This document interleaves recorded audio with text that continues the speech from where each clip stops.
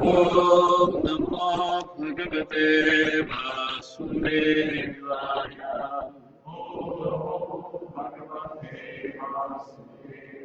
Om Namo Bhagavate Vasudevaya.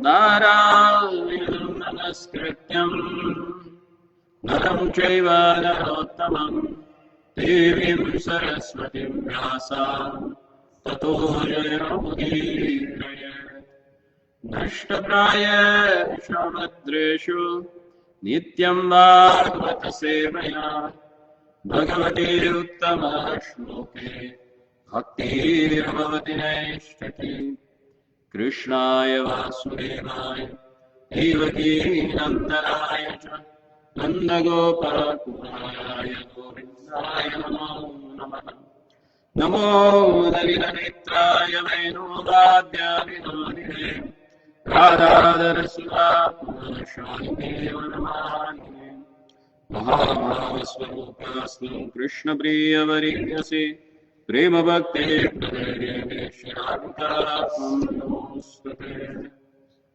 Hare Krishna. So today we will continue from our discussion from Srimad Bhagavatam, Canto 4, Chapter 21, the instructions by Maharaj Prithu. So we are going to discuss on text number 32, 4:21:32.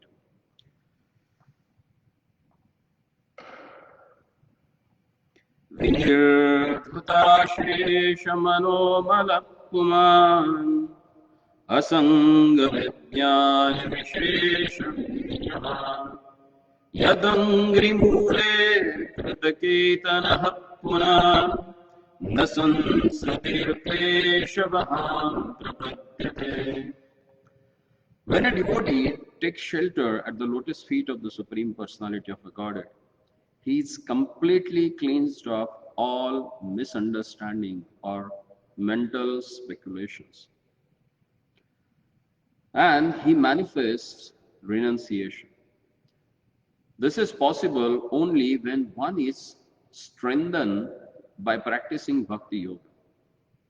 Once having taken shelter at the root of the lotus feet of the Lord, a devotee never comes back to this material existence, which is full of the threefold miseries. Purport. As stated by Lord Chaitanya Mahaprabhu in his Shikshashtaka instructions, by the chanting of the holy name of the Lord, Hare Krishna, Krishna Krishna, Hare Hare, Hare Rama, Rama Rama, Hare Hare, or by the process of hearing and chanting the glories of the Lord, one's mind is gradually cleansed of all dirt. Due to our material association since time immemorial, we have accumulated heaps of dirty things in our minds. The total effect of this takes place when a living entity identifies himself with his body and is thus entrapped by the stringent laws of material nature and put into the cycle of repeated birth and death under the false impression of bodily identification. When one is strengthened by the practicing Bhakti Yoga, his mind is cleansed of all his misunderstanding, and he is no longer interested in material existence or in sense gratification. Bhakti or devotional service is characterized by Vairagya and Jnana. Jnana refers to understanding that one is not his body.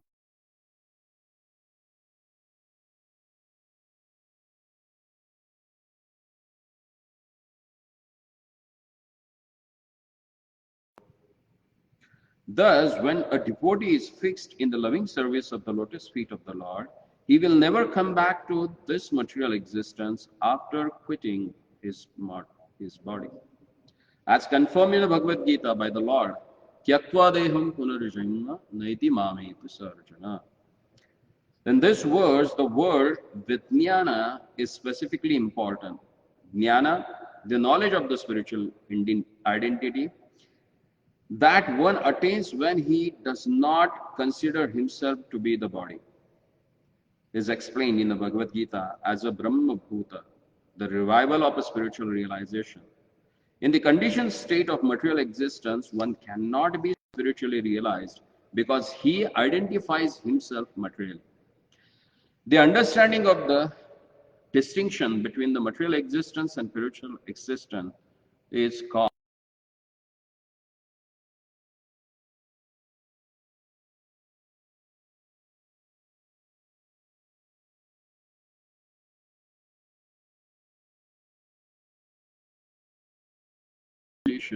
and the position of the Supreme Personality of a Godhead.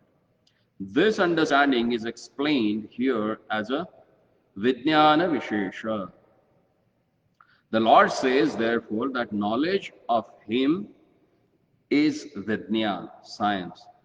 In other words, when one is strengthened by the scientific knowledge of the Supreme Personality of a Godhead, his position of a liberation is guaranteed. In Bhagavad Gita, 9th chapter, text number 2, the science of devotional service is described as Pratyaksha Avagamyam Dharmam, direct understanding of the principles of the religion by realization. By practicing Bhakti Yoga, one can directly perceive his advancement in a spiritual life. In other practices like a Karma Yoga, Jnana Yoga, and Dhyana Yoga, one may not be confident about his progress, but in Bhakti Yoga, one can become directly aware of his progress in spiritual life. Just as a person who eats can understand that his hunger is satisfied.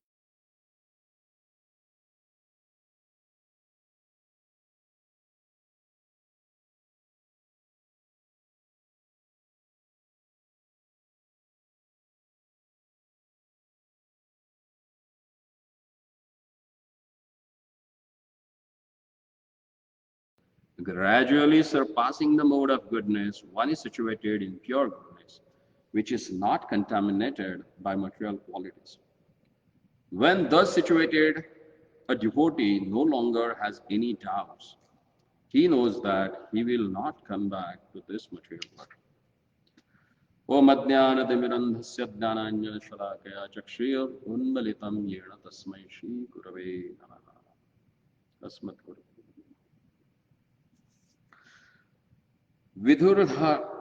विनिरुद्धतः अशेष मनोमनः पुमान् असंग विज्ञान विशेष वीर्यवान् यदंगरी मूले कृतकेतनः पुनः न संस्कृति क्लेशवहान प्रपत्ति. So here the most important word that has used, vinirthutaha. Vinirthuta means cleansed of. Cleansed of what? Ashesha mano malaha. Malaha means contaminations. See, we are carrying contamination in our mind from time immemorial. We don't know how many lifetimes that we are carrying all these contaminations in our mind. Because, as explained in the Bhagavad Gita, what takes us to next life or next body to us is none other than our mind. As explained in the Amrita Bindu Upanishad, Manayeva Manushyanam Karanam Moksha.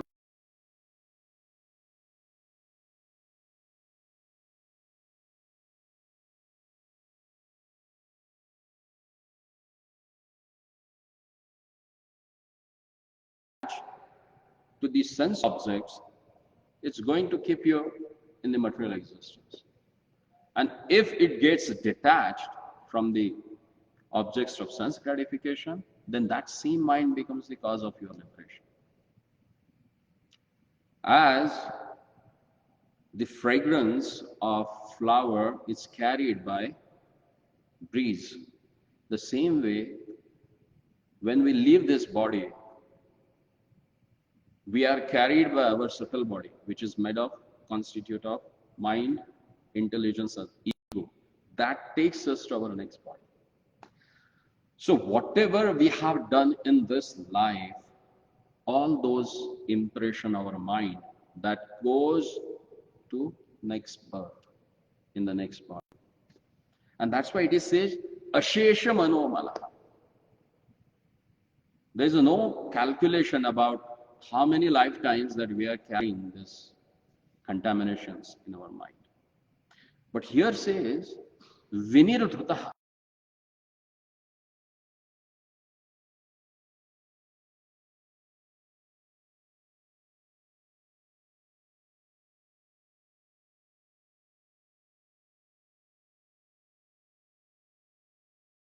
Take shelter at the lotus feet of Lord, then what happens? Immediately all these contaminations, they get washed off. And in the purport, Prabhupada says, that's what Chaitanya Mahaprabhu says in his Chaitanya Shiksha Ashtaka. Cheto darpana marjam bhava mahadavagni dharma. Shreyaha kairava chandrika vitaranam vidhya vaduchi. Anandam mudivardhanam pradipadam purnam vrata swadanam. That's what the glory of Sri Krishna Sankirtana. Once you start chanting the holy name of Lord, because in the age of Akali, Kalikale Nama Rupe Krishna Vata, Lord is present in the form of his holy name. So when you start chanting Hare Krishna, Krishna Krishna, Hare Hare, Hare Rama, Rama Rama, Hare Hare, then what happens? That cleanses the mirror of our mind.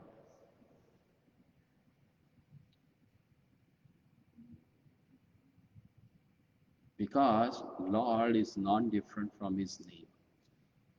Mind is full of sinful reactions that we are, or sinful actions that we have performed in many lifetimes.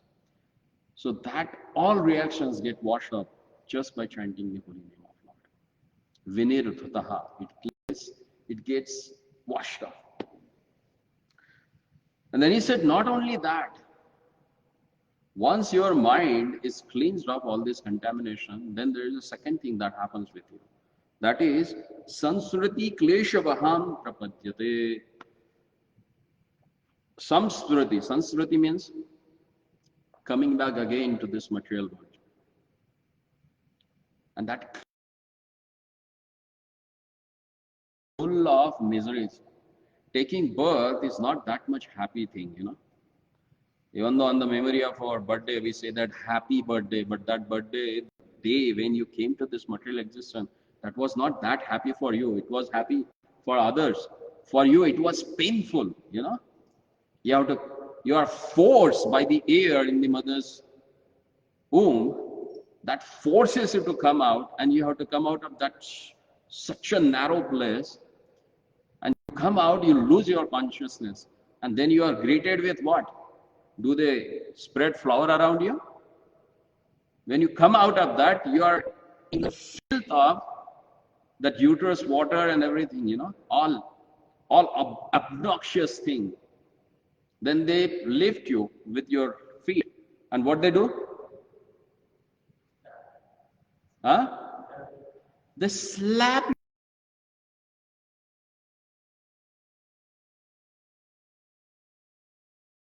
Slap. Do you think that is the happiest thing? Not at all. At least for you. Maybe mother, it's painful for mother also, but she has a joy because she became a mother.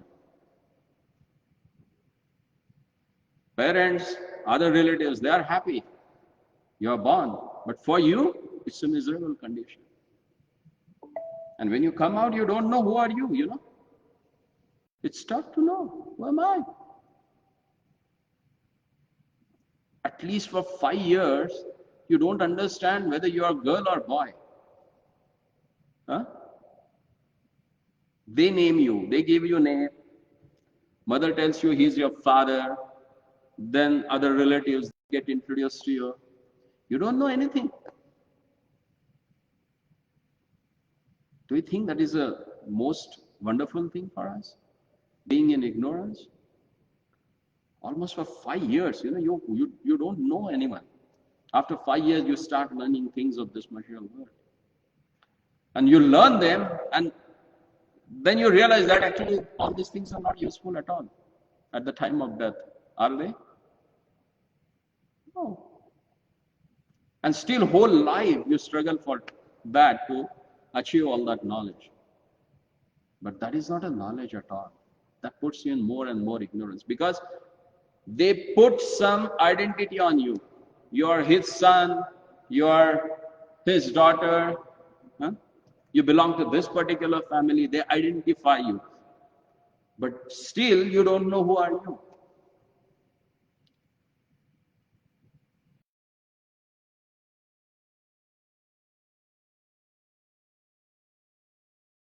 First of all, I am not this body.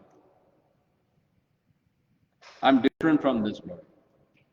And when I compare myself, or when I identify myself with this body, then the real trouble starts. First of all, this body belongs to me. I don't belong to this body. So I'm different from body. Then what is my identity? Throughout the life, we are carrying this identity crisis, because name was given by someone else. You are not born with your name, do you? No. It was given by someone else. So you are identified by someone. Your identity is given by someone else. It's not your own identity. But when you come in contact with the devotees, you get your real identity. Who are you? Unless and until they tell you, especially when you are blessed by the initiation, then your spiritual master identifies you. You are Govinda Devdasa. You are the servant of Lord Govinda. That's the real identity. But till that time, we misidentify ourselves with the name given by others.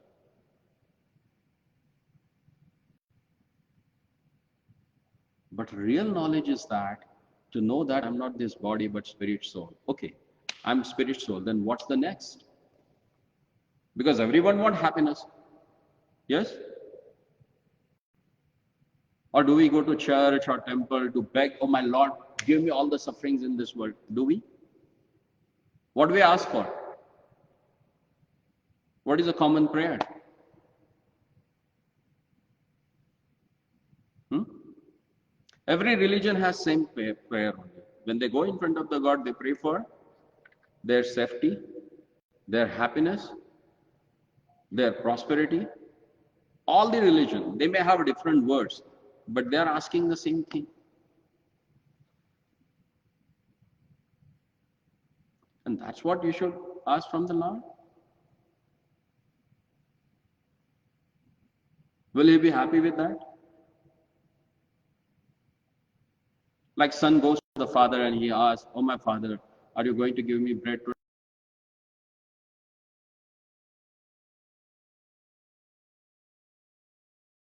Early in the morning he comes to you and asks, oh my father, will you be happy with that? You will say, hey man, you don't have faith in me, I'm going to feed you. Why you have to ask for that? Ask for something else which is really meaningful for you. If he goes and asks, oh my Lord, give me your love, then Lord becomes happy and he grants you with that love. That's the thing that we should ask from the Lord. And love means what? Service. If you love someone, how do you express that? Through service? If you love your father, what do you do? I'm asking you, handsome guy.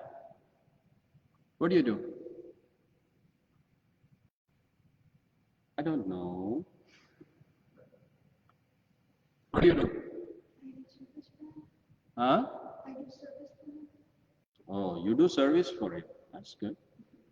So what happens with that if you do service? Ah, if you want to make happy the Lordship, then you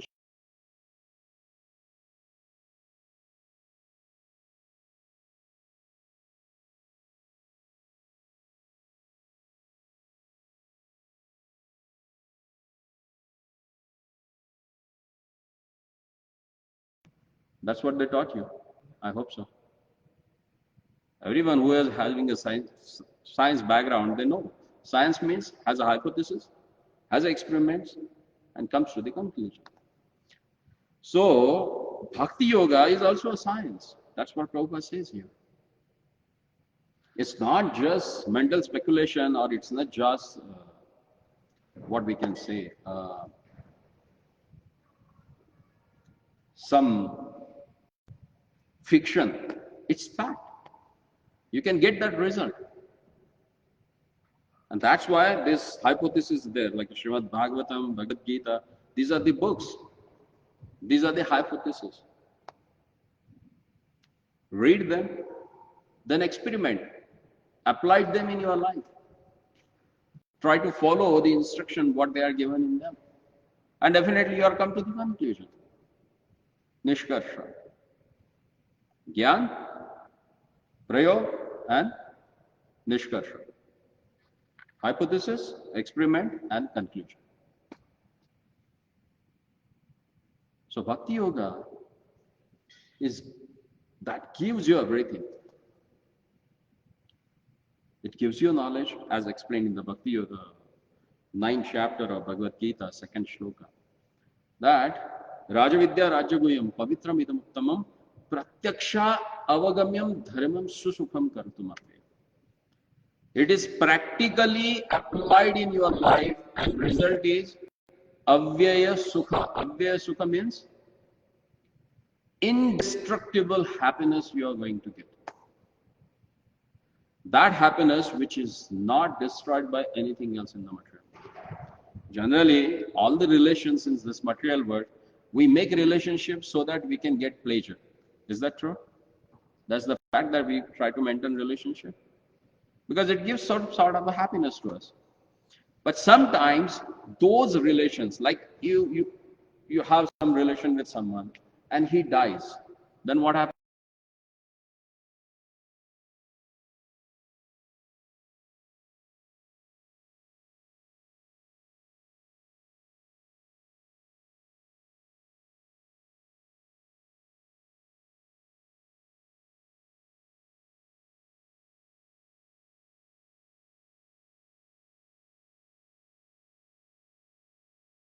They will born, so they will die.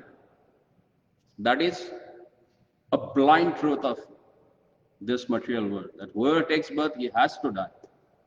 So then whom we should love so that it should not become the cause of our misery? Whom we should love? Why? Exactly. Very intelligent guy. That's why you are here. See, a 11-year-old boy, so with such a determination and faith, he's telling that if you really want to have a real happiness, then what you should do? You love Krishna, the God. He is the one who is there for eternity. And he is Krishna. Krishna means the all attractive.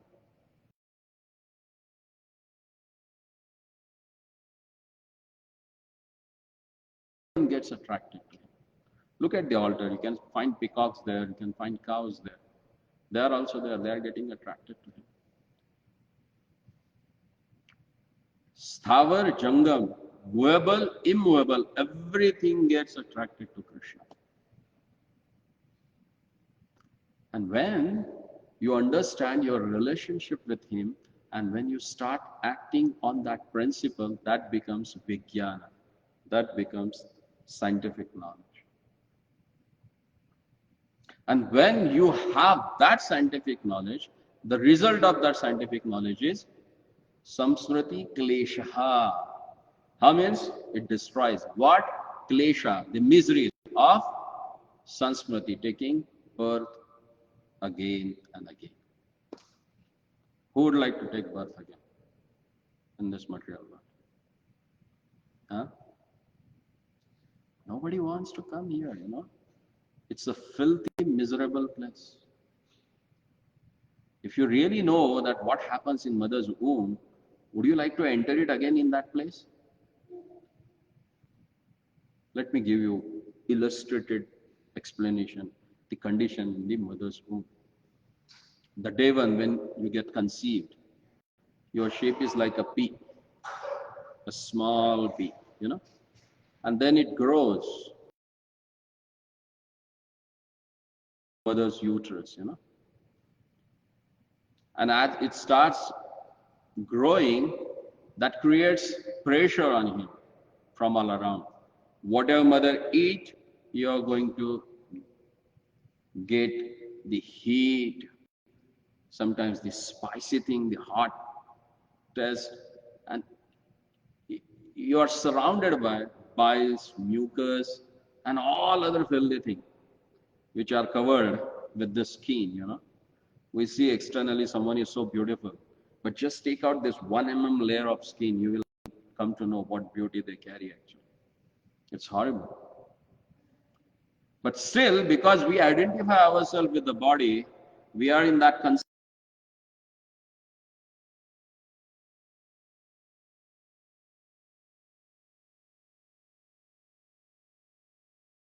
putting you there, which does not have a natural light,